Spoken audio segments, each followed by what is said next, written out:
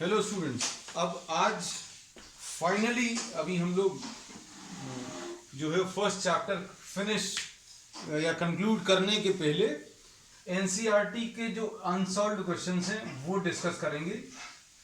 This will be a short discussion of all the problems. May be will not be doing the calculations.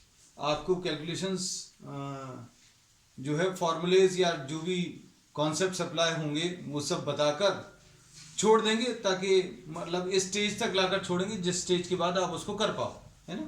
तो जब भी आप इसको करें इस वीडियो को दोबारा देखें तो किताब हाथ में रखना, so that you are having the problems, will not be wasting time in writing down the problems or dictating the problems. ठीक है. तो क्वेश्चन नंबर फर्स्ट देखें. इसमें क्या दिया हुआ है? What is the force between two small charge spheres having charges? दो चार्जेस दिए हुए हैं. ये चार्जेस की वैल्यू 2 इंटू 10⁻⁻7 और दूसरे वाले चार्ज की वैल्यू 3 इंटू 10⁻⁻7, ऐसा कुछ है. और इन दोनों के बीच में डिस्टेंस जो है 30 सेंटीमीटर है. और इसमें क्या पूछा है? You have to find out the force.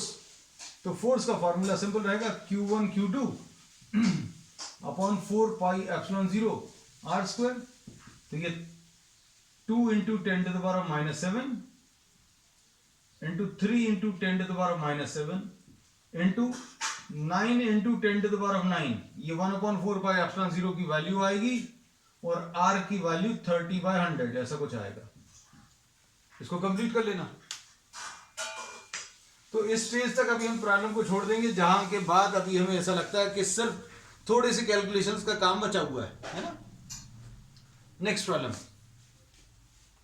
The electrostatic force on a small sphere of charge 0.4 microcoulomb. ये 0.4 माइक्रोकूलम दिया हुआ है. Due to another sphere of charge, एक और चार्ज स्फीयर दिया है, इसके ऊपर -0.8 इंटू माइक्रोकूलम्स दिया हुआ है. और इन दोनों के बीच में जो फोर्स है वो दिया हुआ है. Since one of these is positively charged, other is negatively charged, therefore an attraction will be acting. और ये इस अट्रैक्शन की वैल्यू दी हुई है प्रॉब्लम में 0.2. F की value is 0.2 in this problem given.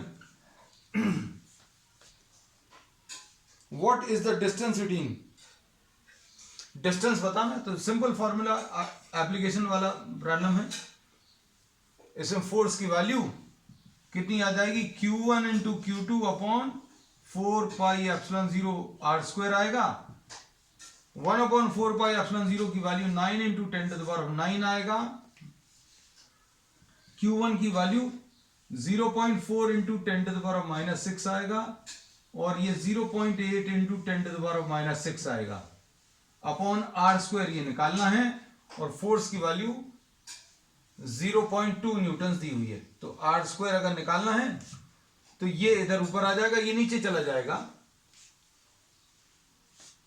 9 into 10⁻9 into 0.4 into 10⁻6 और 10⁻6 मिलाकर 10⁻12 आ जाएगा. तो 0.4 इंटू 0.8 इंटू 10⁻12 डिवाइडेड बाय 0.2. ये याद रखना, इनमें जब भी आप फोर्स के कैलकुलेशंस करेंगे तो ये माइनस साइन नहीं लेना है. माइनस साइन जो है सिर्फ ये बताएगा कि इनके बीच में लगने वाला जो फोर्स है that is attractive in nature. ये अट्रैक्टिव नेचर का है. ठीक. नेक्स्ट.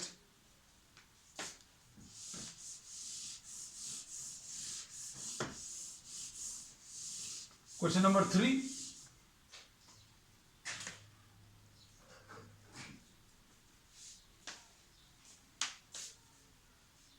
अच्छा, इसमें एक और पार्ट है. 1.2 में एक और पार्ट है.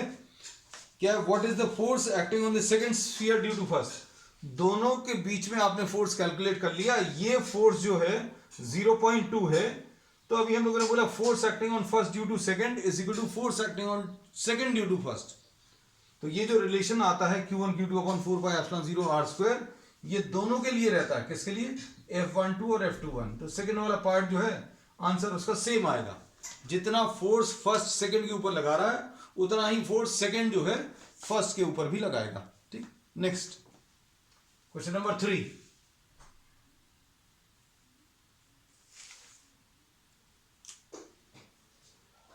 इसमें एक फिजिकल क्वांटिटी दी हुई है के ई स्क्वायर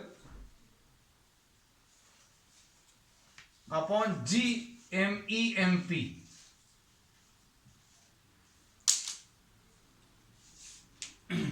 और इन्होंने इसके बारे में कहा है show that this is dimensionless. इसके डायमेंशंस नहीं आएंगे या डायमेंशनलेस आएगा, ये शो करना है। अब ये शो करने के लिए,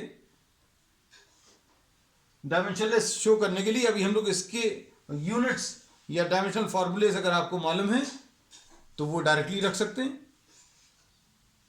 कैसे? ये देखो, इसमें अगर आप ध्यान से देखो तो ये के ई स्क्वायर अपॉन आर स्क्वायर और जी एम ई M p upon r square, ऐसा कुछ है। तो ये होता क्या है? ये force acting between two charges. कौन से दो चार्जेस? एक प्रोटॉन और इलेक्ट्रॉन के बीच में जो फोर्स लगेगा वो इससे मिलेगा, और ये force acting between electron and proton है, बट ये ग्रेविटेशनल फोर्स ऑफ अट्रैक्शन है। तो ये अगर आप देखो तो ये इलेक्ट्रोस्टैटिक फोर्स है, इलेक्ट्रोस्टैटिक फोर्स ऑफ अट्रैक्शन, और ये ग्रेविटेशनल फोर्स ऑफ अट्रैक्शन। ये अट्रैक्शन क्यों बोल रहे हैं? क्योंकि यहां पर जो दो पार्टिकल्स इन्वॉल्व हैं वो इलेक्ट्रॉन और प्रोटॉन दिए हुए हैं। जो दो पार्टिकल्स इन्वॉल्व हैं वो इलेक्ट्रॉन्स और प्रोटॉन। तो कहने का मतलब ये है, ऊपर जो है वो फोर्स है और नीचे भी फोर्स है। मतलब ऊपर वाली क्वांटिटी न्यूटन से मेजर होगी, नीचे वाली क्वांटिटी भी न्यूटन्स में। इसलिए इन दोनों का जो रेशियो है वो कैंसिल हो जाएगा और मतलब ये डायमेंशनलेस आएगा। m0, l0 और t0, यही शो करना था। पढ़कर देख लो जरा अच्छे से। और इसके बाद इसमें करने का एक और तरीका है। के का फॉर्मूला आपको मालूम होना चाहिए। के जो है ये न्यूटन, के की जो यूनिट्स है, के एक्चुअल में क्या है? के इज 1/4 पाई एप्सिलॉन 0। यहां पर के जो है ये उस कांस्टेंट को लिख रहे हैं। तो के जो यूनिट्स होते हैं newton metre square upon coulomb square, ये के का डायमेंशनल फॉर्मूला है। और e charge of the electron यानी coulomb square, coulomb into coulomb, coulomb का स्क्वायर, और नीचे जी। जी जो है इसका न्यूटन मीटर स्क्वायर पर केजी स्क्वायर होती हैं यूनिट्स, और ये केजी इंटू केजी। तो अगर आप ऐसे भी देखो तो ऐसे में भी KG square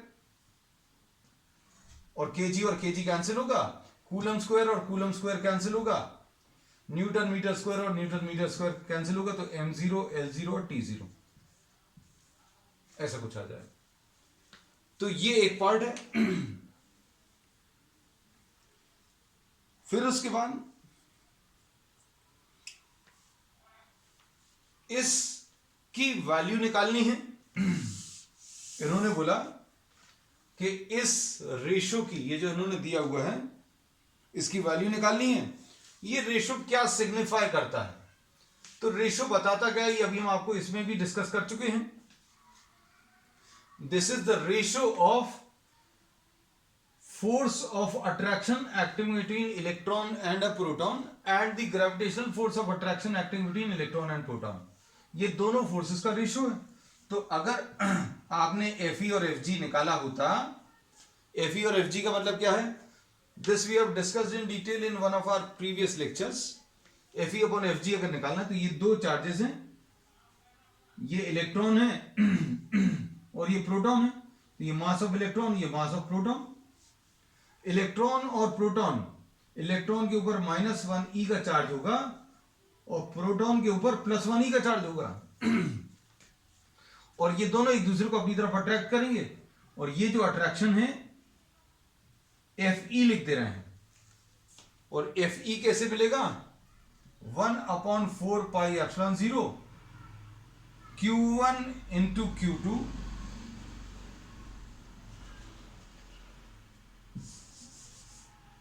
Q1 into Q2 upon R² और नीचे वाला G into M1 into M2 upon R², ऐसा कुछ आएगा।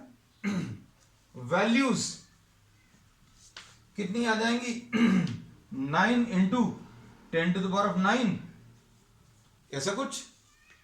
Q1 और Q2 दोनों वैल्यूज मालूम है, 1.6 इंटू 10⁻19 इंटू 1.6 इंटू 10⁻19, ऐसा कुछ आएगा। R² और R² कैंसिल होगा, 6.67 इंटू 10⁻11। जी की वैल्यू, मासेस की वैल्यू कितनी है इलेक्ट्रॉन का मास 9.1 इंटू 10⁻31 इंटू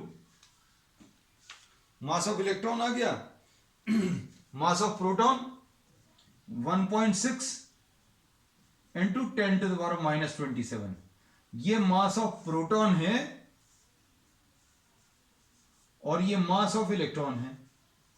अगर नहीं मालूम है तो लिख लेना, सॉल्व कर लेना। कैलकुलेशंस हम किसी के भी नहीं करा रहे, for the obvious reasons we will be wasting time in the calculations, है ना। तो कैलकुलेशंस वाला पार्ट आप बाद में कर सकते हैं।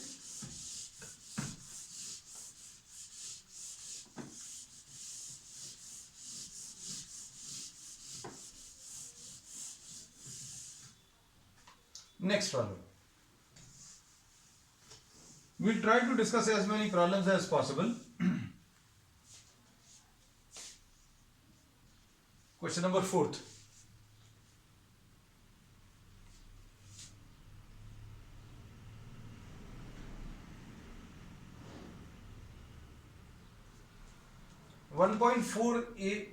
फोर्थ ए में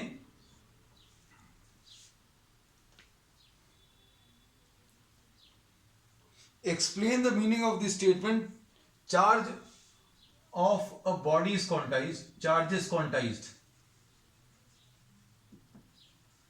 ये अभी हम लोग बहुत डिटेल में प्रीवियस क्लासेस में हम डिस्कस कर चुके हैं। इसमें अभी हम लोगों ने ये बोला कि जब भी दो ऑब्जेक्ट्स को आप रब करते हैं तो एक ऑब्जेक्ट में से इलेक्ट्रॉन्स निकलकर दूसरे के ऊपर जाते हैं और ये इलेक्ट्रॉन्स का जो नंबर है वो होल नंबर्स रहेगा।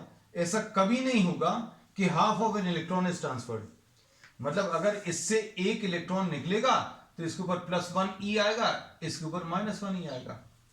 तो charge on any object will be equal to ±NE। n जो है this will be 1 2 3 and so on. तो किसी ऑब्जेक्ट के ऊपर जो चार्ज है वो ±1 e हो सकता है, ±2 e हो सकता है, +3 e हो सकता है एंड सो ऑन। और इसमें क्वांटाइजेशन का एक और सिग्निफिकेंस अभी हम लोग ये कह सकते हैं कि किसी भी ऑब्जेक्ट के ऊपर 1.5 e बोलें तो ये नहीं हो सकता। किसी ऑब्जेक्ट के ऊपर चार्ज 1.5 e नहीं हो सकता। तो this is what quantization of charge. अब इसके बाद क्वांटाइजेशन जब अभी हमने पिछली क्लासेस में पढ़ाया था तो क्वांटाइजेशन अभी हमने ये बोला था किसी भी फिजिकल क्वांटिटी का इंक्रीज या डिक्रीज होना इन टर्म्स ऑफ मल्टीपल्स। अब हमने ये बोला suppose if you are having steps, ये एग्जांपल अभी हमने क्लासेस में भी दिया था, रेगुलर क्लासेस में हमने ये बोला कि अगर आप स्टेप्स को देखें तो यहां पर एल्टीट्यूड का क्वांटाइजेशन है।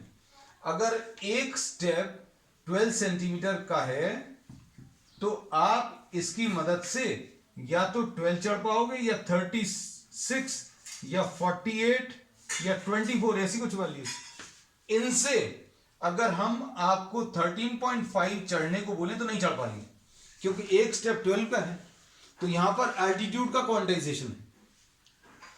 ठीक, अब इसका जो कन्वर्स है, क्वांटाइजेशन का जो कन्वर्स है वो ये है स्लोप। अगर आपने इन्हीं दोनों फ्लोर्स के बीच में अगर आपने ये बना दिया तो इसका जस्ट उल्टा है, आप इसमें जंप्स में इंक्रीज कर रहे हैं, यहां पर लगातार वैल्यू इंक्रीज हो सकती है।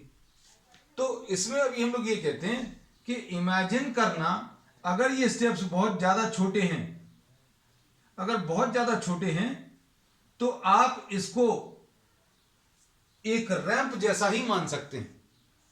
मतलब इसमें हर एक स्टेप 12 सेंटीमीटर का है, तो यहां पर अगर आपने स्टेप 0.5 सेंटीमीटर का ले लिया तो ये आप स्लोप जैसा ही या रैंप जैसा ही मान सकते हैं। तो यहां पर आप क्वांटाइजेशन को तब नेग्लेक्ट कर सकते हैं जब ये जो स्टेप्स हैं उनका साइज बहुत छोटा हो। तो नेक्स्ट पार्ट में इन्होंने इसमें ये बोला है कि भाई ये क्वांटाइजेशन तो बता दी कि charge on any object will increase और decrease in terms of multiples of e, e के मल्टीपल्स में इंक्रीज होगा, लेकिन ये ई की जो वैल्यू है वो बहुत ज्यादा छोटी है। कितनी है? 1.6 into 10 to the power minus 19 coulombs. तो इसलिए अभी हम लोग इसको नेग्लेक्ट कर सकते हैं। अगर आप देखें तो एक कूलम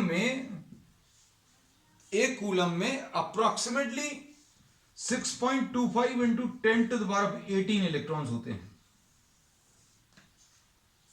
तो ये जो जंप्स में इंक्रीज होता है, हमने बोला 1e हो गया, 2e हो गया, 3e हो गया, तो ये e जो है that is a very small value. Very small अगर है तो हमने आपको स्टेप्स वाले एग्जांपल में लेकर बताया था, अगर स्टेप्स बहुत छोटे हैं, बहुत छोटे साइज के अगर हैं, तो आप ये जो जंप वाला जो कॉन्सेप्ट है उसको निगलेक्ट कर सकते हैं, आप इसको कंटिन्यूअस मान सकते हैं। तो इसमें सेकंड पार्ट में इन्होंने पूछा है क्वेश्चन में कि why can one ignore quantization, हम क्वांटाइजेशन को इग्नोर क्यों कर सकते हैं?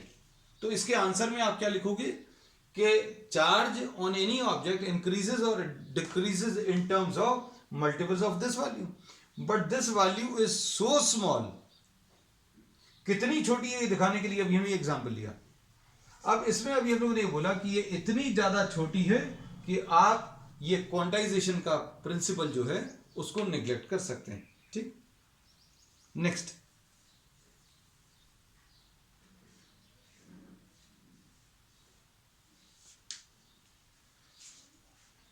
प्रॉब्लम में हम प्रॉब्लम्स पढ़ के बताते जाएंगे, जिनके पास बुक्स नहीं है अभी सामने, लेकिन बहुत अच्छा होगा अगर आपको आपके सामने अगर बुक होगी तो बहुत अच्छे से ये सारी चीजें आप कर पाएंगे। नेक्स्ट,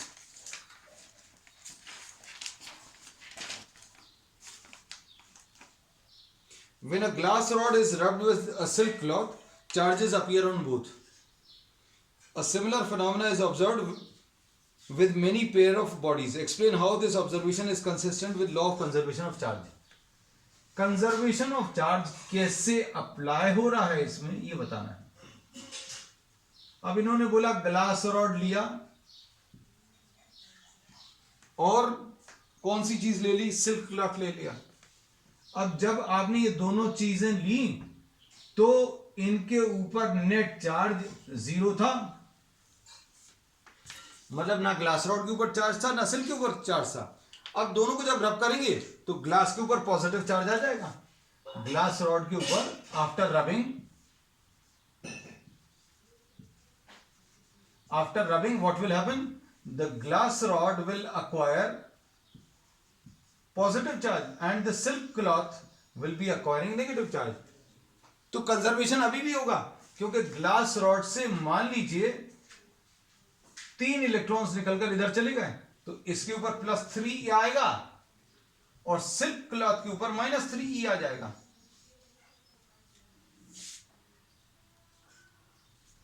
तो क्या होगा इसमें? अभी हम लोग ये कह सकते हैं कि +3e और -3e दोनों मिलाकर नेट चार्ज अभी भी पहले जितना है।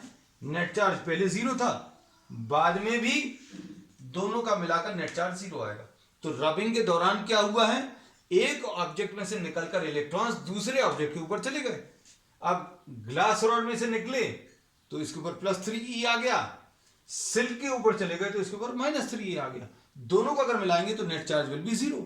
तो net charge initially 0, finally also 0, which is consistent with what, the law of conservation of charge. ठीक, नेक्स्ट 6th प्रॉब्लम।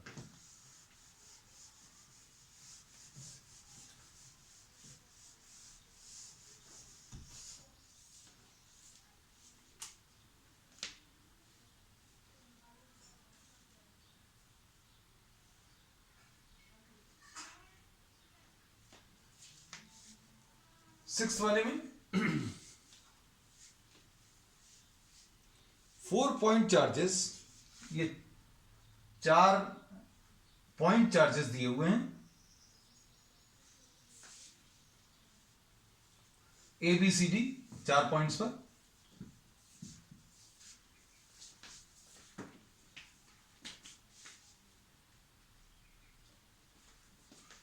और इनकी वैल्यू कितनी है, ए पर 2 माइक्रोकूलम, 2 माइक्रोकूलम्स, यहां पर बी पर -5 माइक्रोकूलम्स, सी पर 2 माइक्रोकूलम्स और डी पर -5 माइक्रोकूलम्स। और ये स्क्वायर दिया हुआ है।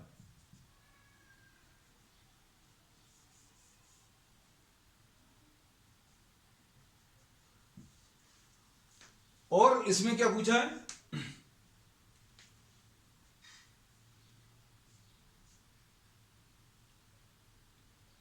स्क्वायर का साइज 10 सेंटीमीटर दिया है। जितना भी डेटा हम कोशिश करेंगे सब बता दें आपको। What is the force on a charge of 1 microcoulomb placed at the centre of the square. Centre of the square पर अगर आपने 1 माइक्रोकूलम का चार्ज रख लिया, सपोज इसको अभी हम E लिख दे रहे हैं, फोर्स ऑन E कैलकुलेट करना है। अब हम लोग इसमें ये बोलते हैं कि अगर कोई स्क्वायर ले लिया, अच्छा सुना, ये 10 है, ये 10 है, तो ये 10√2 आएगा। और इसका जो डायगोनल का आधा पॉइंट है या मिडिल पॉइंट है, ये 5√2 आ जाएगा। तो अभी हम लोग इसमें इसको x लिख दे रहे हैं। सपोज ये भी x है, ये वाला डिस्टेंस भी x और ये भी डिस्टेंस x। तो E पर जो चार्ज रखा हुआ है उसका A से डिस्टेंस, उसका B से डिस्टेंस, C से डिस्टेंस और D से डिस्टेंस सेम है। और चूंकि ये डिस्टेंसेस सेम है, EA is equal to EB is equal to EC is equal to ED, ऐसा कुछ है। And suppose all of these values are equal to x, ये सारी वैल्यूज x के बराबर हैं और x की वैल्यू कितनी है, 5√2। अब आपको फोर्सेस निकालने, फोर्स कितने आ जाएंगे, force acting on E due to A, force acting between E और A, और force acting between C and E, दोनों सेम रहेंगे। E और A के बीच में फोर्स और E और C के बीच में फोर्स सेम रहेगा। क्यों, क्योंकि यहां पर 1 और 2 चार्ज है और यहां पर भी 1 और 2 है। ये थोड़ा सा ज्यादा दूर लिखा, पास में लिख लेते हैं। देखो ध्यान से, अभी हमने क्या बोला, E और A के बीच में फोर्स और E और C के बीच में फोर्स सेम होगा। क्यों, क्योंकि डिस्टेंस सेम है और चार्जेस भी 1 और 2 हैं, चार्जेस भी यहां पर 1 और 2 है। तो FEA will be equal to FEC and these will be equal to Q1 Q2 upon 4 pi epsilon 0 x square. और Q1 Q2 कितना है, 1 into 10 to the power -6 into 2 into 10 to the power -6, 9 into 10 to the power 9 upon x square. Values जो हैं वो निकालना बहुत ज्यादा जरूरी नहीं है इस प्रॉब्लम में, लेकिन थोड़ा तो लिखना पड़ेगा। If you are getting this for 3 marks then you will have to write down something. इतना लिखना काफी है कि एफ ई ए और एफ ई सी की वैल्यूज बराबर हैं। अच्छे सुनना, अब ये वाला चार्ज, ये पॉजिटिव चार्ज, इस पॉजिटिव चार्ज को, ये 3 अभी हम अलग बना दे रहे हैं, ये 2, ये 1 और ये 2। ये वाला पॉजिटिव चार्ज इस पॉजिटिव चार्ज को नीचे की तरफ रिपेल करेगा। ये पॉजिटिव चार्ज इस पॉजिटिव चार्ज को नीचे की तरफ पुश करेगा, तो ये डायरेक्शन आ जाएगा किसका? एफ ई ए का। Force acting on E due to A नीचे की तरफ, और force acting on E due to C, यहां का जो +2 माइक्रोकूलम चार्ज है वो इस पॉजिटिव चार्ज, ये प्लस इस प्लस को ऊपर की तरफ रिपेल करेगा। Force acting on E due to the charge C will be in upward direction, तो ये एफ ई सी आ गया। Force acting on E due to A and force acting on E due to A and force acting on E due to C are equal and opposite. Equal and opposite है इसलिए इनका resultant जो है 0 आ गया। किस इसका? F E ए और F E सी का। अब देखो ईबी और ईडी, ईबी और ईडी को अगर देखें,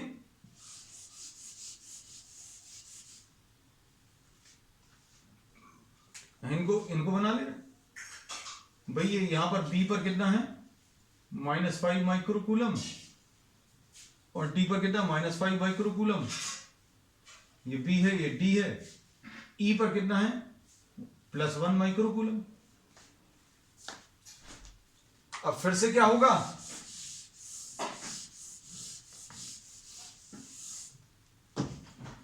ई पर बी के कारण ई पर रखा हुआ चार्ज बी की तरफ अट्रैक्ट होगा, ई पर रखा हुआ चार्ज डी की तरफ भी अट्रैक्ट होगा, क्योंकि ई पॉजिटिव है, डी नेगेटिव। ये पॉजिटिव नेगेटिव की तरफ अट्रैक्ट होगा, ये वाला पॉजिटिव इस नेगेटिव की तरफ भी अट्रैक्ट होगा, और दोनों वैल्यूज फिर से सेम होंगी। एफ ई बी और एफ ई डी इक्वल हैं, और कितने हैं? Q1 Q2, मतलब Q1 कितना है? 1 इंटू 10⁻⁻6, Q2 कितना? 5 into 10⁻⁻6 into 9 into 10⁹ upon x²। और फिर से अभी हम लोग क्या बोल सकते हैं? एफ ई डी का डायरेक्शन नीचे की तरफ, एफ ई बी का डायरेक्शन ऊपर की तरफ। ई जो है बी की तरफ अट्रैक्ट होगा, ई जो है डी की तरफ अट्रैक्ट होगा, तो F E B and F E D are equal and opposite, therefore इनका रिजल्टेंट भी 0 आएगा। तो ई पर रखा हुआ चार्ज इन दोनों के कारण रिजल्टेंट 0, और ई पर रखा हुआ चार्ज इन दोनों के कारण भी रिजल्टेंट 0। इसका क्या मतलब है? Net force acting on E will be what? 0। Note कर लो जल्दी से।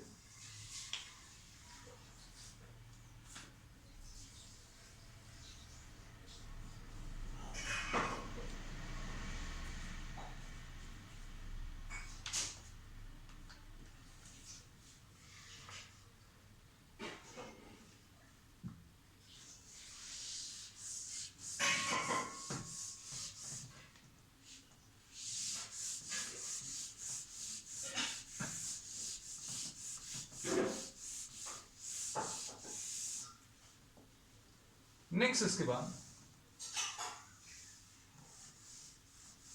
7th question.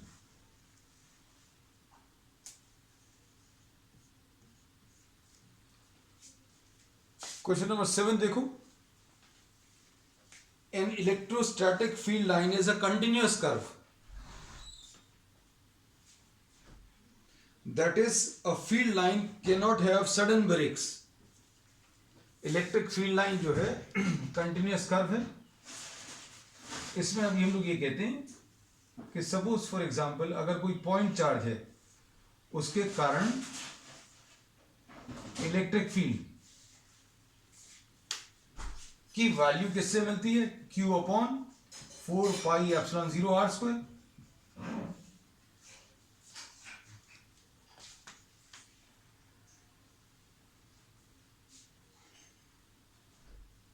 मतलब क्या है, आप जैसे जैसे डिस्टेंस बढ़ेगा, r अगर इंक्रीज हो रहा है, r अगर इंक्रीज हो रहा तो E की वैल्यू डिक्रीज होगी। अगर r इंक्रीज हो रहा तो E की वैल्यू डिक्रीज होगी। r अगर इनफाइनाइट हो जाएगा तो इलेक्ट्रिक फील्ड की वैल्यू जीरो आ जाएगी। तो इलेक्ट्रिक फील्ड वहीं पर जीरो होती है। कहां पर जीरो होती है? इनफाइनाइट डिस्टेंस पर।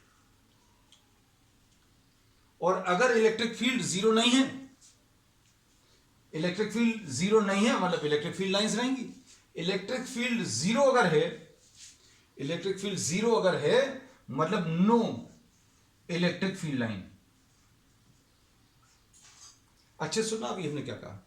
हमने बोला अगर आप R को बढ़ाओगे तो इलेक्ट्रिक फील्ड कम होगा, अगर आपने R बढ़ाया तो इलेक्ट्रिक फील्ड कम होगा, और इन्फिनिटी पर इलेक्ट्रिक फील्ड की वैल्यू जीरो हो जाएगी। इलेक्ट्रिक फील्ड जीरो जहां पर होगी वहां पर कोई भी फील्ड लाइन नहीं होगी। और कहीं पर अगर इलेक्ट्रिक फील्ड है मतलब इलेक्ट्रिक फील्ड लाइन रहेगी।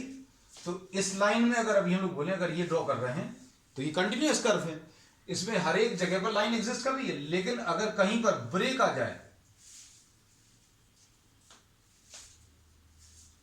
ये क्या इंडिकेट करेगा? यहां पर फील्ड लाइंस नहीं, यहां पर फील्ड लाइंस नहीं है। जहां पर भी फील्ड लाइंस नहीं है मतलब वहां पर क्या? इलेक्ट्रिक फील्ड जीरो है।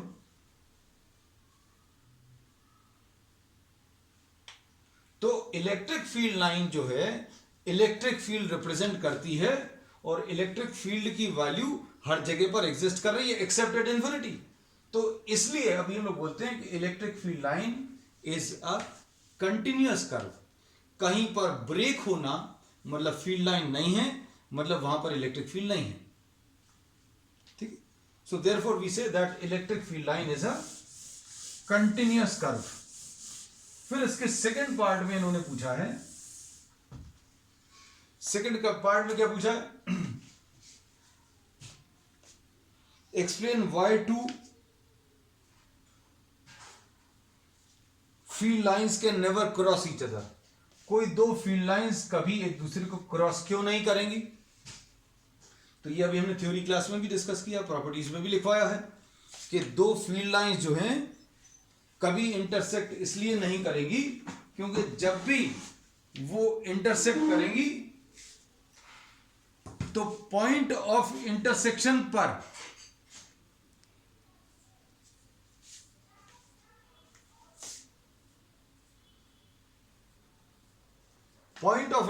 पर दो टेंजेंट्स ड्रॉ कर सकते हैं।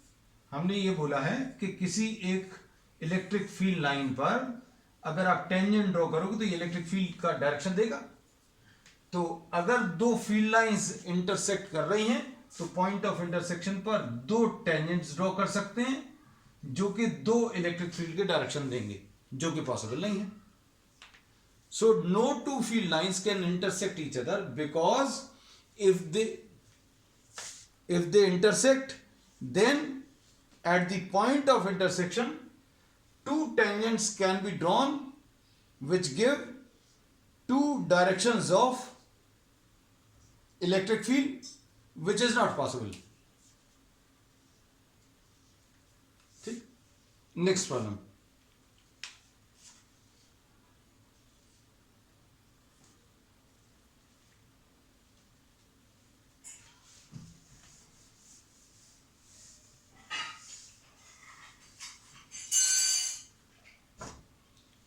नेक्स्ट प्रॉब्लम में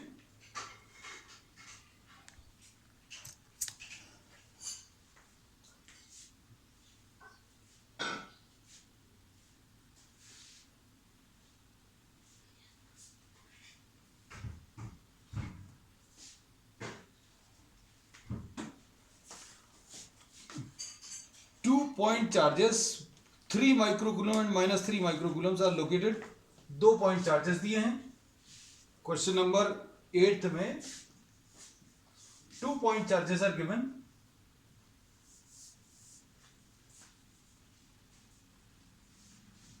Three microcoulombs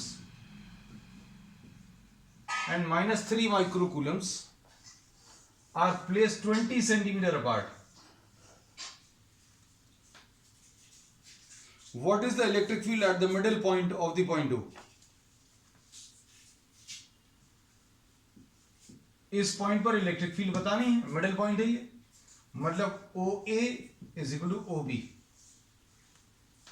और दोनों किसके बराबर हैं? 10 सेंटीमीटर के बराबर हैं।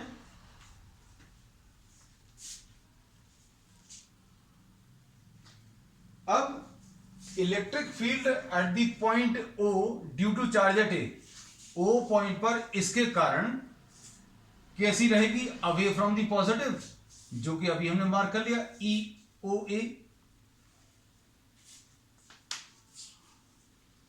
Electric field at the point O due to charge at B, इसका direction towards the negative.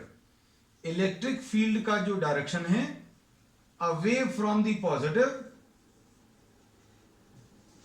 And towards the negative. Positive से दूर की तरफ बना लिया, पॉजिटिव से दूर की तरफ ये बना लिया EOA, और नेगेटिव की तरफ O पॉइंट पर नेगेटिव की तरफ ये ऐसा आ गया, तो EOB ऐसा कुछ आ गया। दोनों सेम डायरेक्शन में आ गया। अवे फ्रॉम द पॉजिटिव भी ऐसा ही आएगा, टुवर्ड्स द नेगेटिव भी ऐसा ही आएगा, मतलब दोनों इलेक्ट्रिक फील्ड ऐड होंगी। और एक इलेक्ट्रिक फील्ड अभी आप निकाल सकते हैं। इलेक्ट्रिक फील्ड का फॉर्मूला क्या है? Q/4πε0 r², और दोनों वैल्यू सेम आएंगी।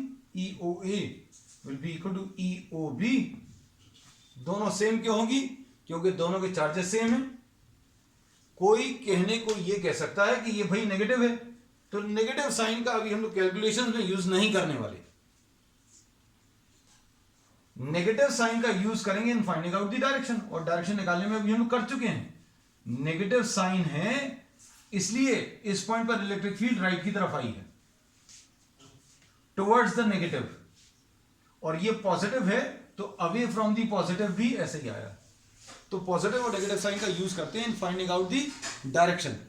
तो इलेक्ट्रिक फील्ड में और फोर्स के कैलकुलेशंस में, कैलकुलेशन न्यूमेरिकल प्रॉब्लम्स में, will not be putting the plus minus sign. ये कितना आ जाएगा?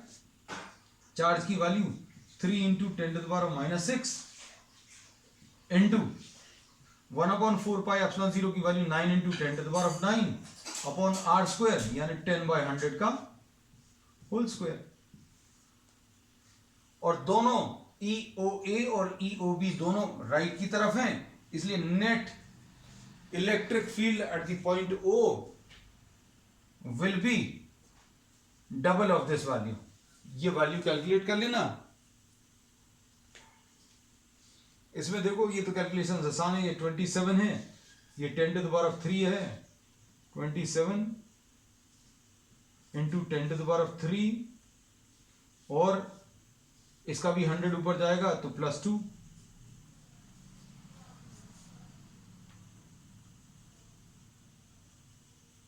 कितना आ जाएगा ये?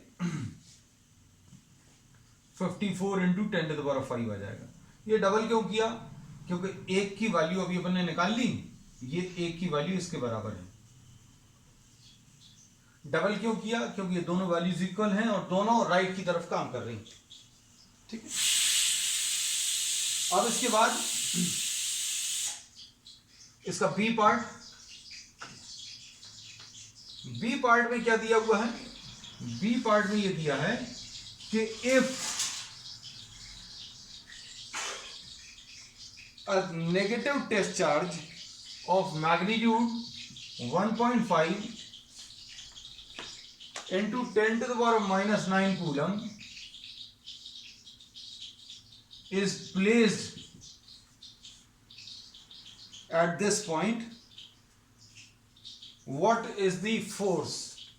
अगर आपने एक माइनस क्यू चार्ज यहां पर रख दिया तो उसके ऊपर कितना फोर्स लगेगा? तो अब हम लोग इसमें ये कहते हैं O पॉइंट पर if Q is placed at O,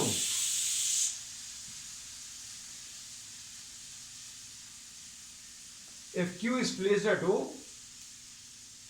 then force will be given by, force निकालने का तरीका क्या रहेगा? Q into E। ये फॉर्मूला होता है। किसी चार्ज को किसी इलेक्ट्रिक फील्ड में अगर रखेंगे तो उसके ऊपर फोर्स काम करेगा, और फोर्स कितना रहेगा? Charge into the electric field. Charge अपन को मालूम है कितना?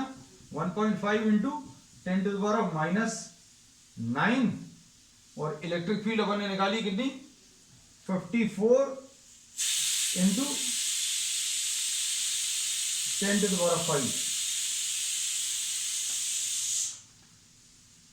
और फोर्स का डायरेक्शन और इलेक्ट्रिक फील्ड का डायरेक्शन सेम होता है अगर ये चार्ज पॉजिटिव है, लेकिन ये चार्ज नेगेटिव है, इसलिए इस Q के ऊपर जो फोर्स लगेगा opposite to the electric field रहेगा। फोर्स का डायरेक्शन इलेक्ट्रिक फील्ड के ऑपोजिट रहेगा। इलेक्ट्रिक फील्ड राइट की तरफ लगाया था तो इसके ऊपर जो फोर्स आएगा वो लेफ्ट की तरफ आएगा। आना भी चाहिए। आप थोड़ा सा और अच्छे से सोचकर देखो, यहां पर पॉजिटिव चार्ज है, यहां पर नेगेटिव चार्ज है, और यहां पर आपने -1.5 रख दिया, कैसा फोर्स काम करेगा? -Q इस नेगेटिव को रिपेल करेगा, माइनस ये वाला चार्ज इस पॉजिटिव की तरफ अट्रैक्ट होगा, मतलब फोर्स का डायरेक्शन लेफ्ट की तरफ आएगा। इसको अभी हमने ऐसा बोला था कि अगर फोर्स का डायरेक्शन देखना है तो इलेक्ट्रिक फील्ड के ही डायरेक्शन में रहेगा अगर चार्ज पॉजिटिव है, और चार्ज अगर नेगेटिव है तो इन दोनों का डायरेक्शन ऑपोजिट आएगा। ठीक।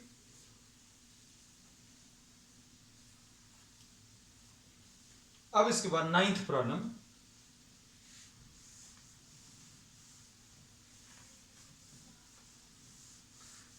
देख लो। 9th में क्या दिया है? A system has two charges, QA की value 2.5 into 10 to the power -7, और QB की value -2.5 into 10 to the power -7 coulomb से, located eight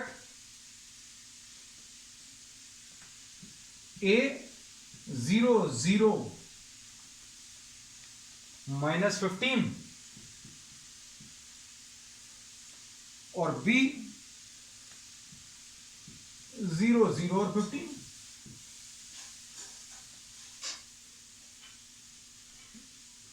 What are the total charge and dipole moment of the system? अरे बहुत simple है ये तो। अब इसमें देखो, ये x वाला कोऑर्डिनेट है, ये y वाला, ये z वाला। हम प्रॉब्लम को सिंपल बनाने के लिए क्या कर रहे हैं, ये सिर्फ z एक्सिस बना दे रहे हैं। लो x एक्सिस भी ले ले, ये y एक्सिस रहेगी। ठीक है। अब इसमें अभी हम लोग क्या बोलते हैं कि ये a पॉइंट कहां पर है? a पॉइंट 0 0 और -15 पर है, मतलब ये वाला डिस्टेंस 15 है, और चूंकि नेगेटिव साइड पर है इसलिए -15, तो ये डिस्टेंस 15 आ गया।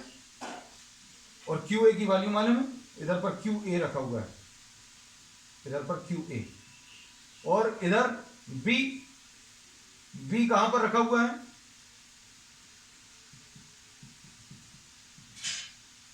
ये 0 0 और 15 पर रखा हुआ है, मतलब ये वाला डिस्टेंस भी 15 है।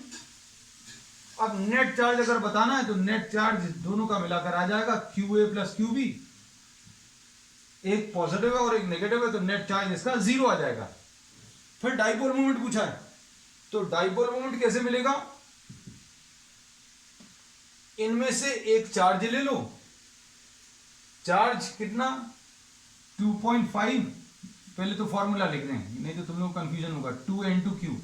2A क्या है? सेपरेशन। दोनों के बीच का सेपरेशन कितना है? एक चार्ज यहां पर है, एक चार्ज यहां पर, दोनों के बीच का सेपरेशन 30 आ जाएगा। तो ये 30/100 इंटू चार्ज, चार्ज की वैल्यू 2.5 इंटू 10⁻⁻7, ऐसा कुछ।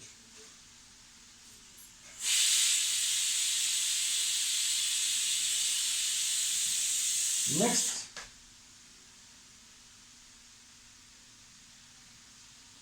10th question.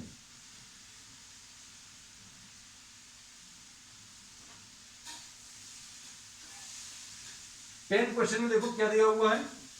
Question number 10, an electric dipole with a dipole moment, dipole moment दिया हुआ है, P is given 4 into 10⁻⁹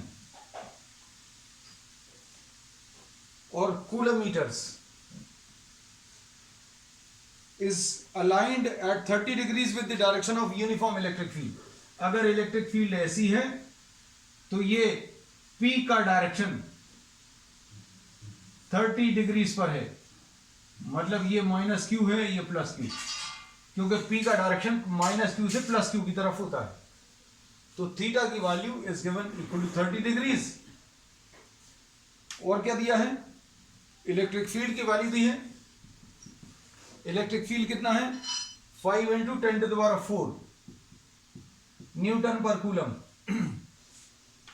calculate the magnitude of the torque. तो टॉर्क की वैल्यू, कोई डाइपोल अगर किसी इलेक्ट्रिक फील्ड में रखा हुआ है तो उसके ऊपर जो टॉर्क लगेगा वो P sin थीटा। P की वैल्यू मालूम है 4 इंटू 10⁻⁹, E की value 5 into 10⁴ into sin 30। sin 30 की वैल्यू 1/2 है, सब्स्टिट्यूट करके सॉल्व कर सकते हैं।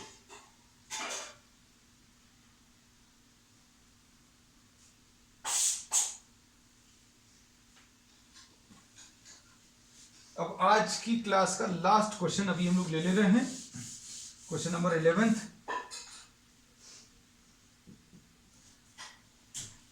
क्वेश्चन में क्या दिया हुआ है, a polythene piece rubbed with wool is found to have a negative charge of 3 into 10⁻⁻7। Polythene जो है acquires नेगेटिव चार्ज, मतलब इसके ऊपर इलेक्ट्रॉन्स आ गए। किसी ऑब्जेक्ट के ऊपर नेगेटिव चार्ज आना मतलब उसके ऊपर इलेक्ट्रॉन्स आ गए। और कितना चार्ज आया है ये दिया हुआ है। इसके ऊपर चार्ज जो है 3 इंटू 10⁻⁻7 कूलम्स का चार्ज आ गया पॉलिथीन के ऊपर। अब इसमें इन्होंने बोला है कि इलेक्ट्रॉन्स किससे किसके ऊपर ट्रांसफर हुए। तो पॉलिथीन एक दिया है और दूसरा वूल दिया है। वूल और पॉलिथीन को रब किया और इसके ऊपर माइनस चार्ज आया, मतलब इलेक्ट्रॉन्स का ट्रांसफर कहां से कहां हुआ, वूल से निकलकर पॉलिथीन में इलेक्ट्रॉन्स का ट्रांसफर हुआ। और कितने इलेक्ट्रॉन्स आए ये भी निकालना है ए पार्ट में। तो ये निकालने के लिए Q = NE यूज कर सकते हैं। Q की वैल्यू 3 इंटू 10⁻⁻7 है, N निकालना है, E की वैल्यू 1.6 इंटू 10⁻⁻19, N निकाल लेना। कितने नंबर ऑफ इलेक्ट्रॉन्स इधर से इधर ट्रांसफर हुए, दिस कैन बी कैलकुलेटेड। और अगर आप देखो हमें तो सिर्फ नंबर्स देखकर, ये पावर देखकर समझ आ रहा है कि कुछ 10⁻12 आएगा, इतने सारे इलेक्ट्रॉन्स का ट्रांसफर होगा। कुछ नंबर आएगा, number you have to calculate. हमने बोला इस पूरे लेक्चर में I will not be doing the calculations, क्योंकि आपको कॉन्सेप्ट और फॉर्मूला बताकर छोड़ देंगे so that you are able to complete the problems on your own। अब इसमें सेकंड पार्ट में क्या पूछा है, is there transfer of mass. तो भैया कुछ इलेक्ट्रॉन्स अगर इधर से निकलकर इधर गए तो मास का ट्रांसफर होगा, हालांकि वो बहुत नेग्लिजिबल रहेगा, लेकिन जितना भी होगा mass transferred to polythene will be equal to number of electrons transferred into mass of each electron. Number of electrons अभी हम लोग निकाल चुके हैं इधर, और mass of each electron is 9.1 into 10 to the power of -31. ठीक है, that's all for today's class. We'll be continuing with the exercise on the next term. That's all.